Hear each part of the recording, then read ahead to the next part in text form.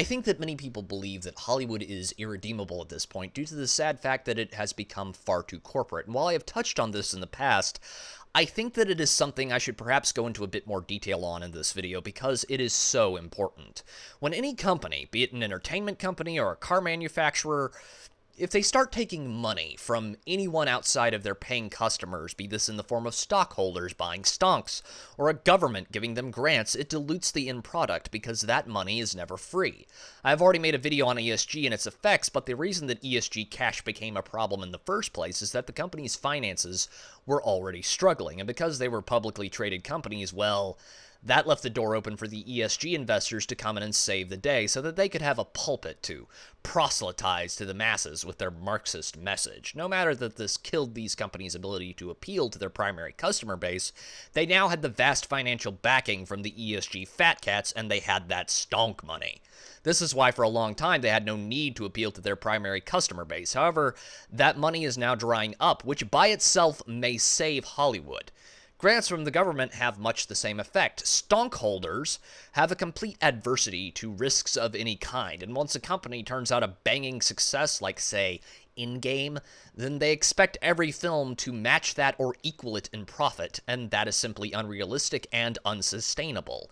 And this might have killed Hollywood in time if ESG hadn't come in and accelerated things.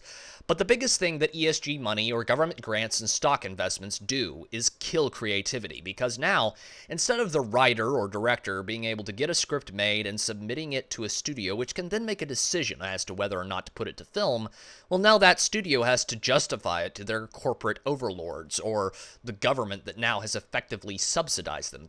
This complete lack of any truly subversive film starting to make sense now. And this is why we see reboot after live-action reboot, and that is partly why they suck so hard, because the studio is not hiring creative people.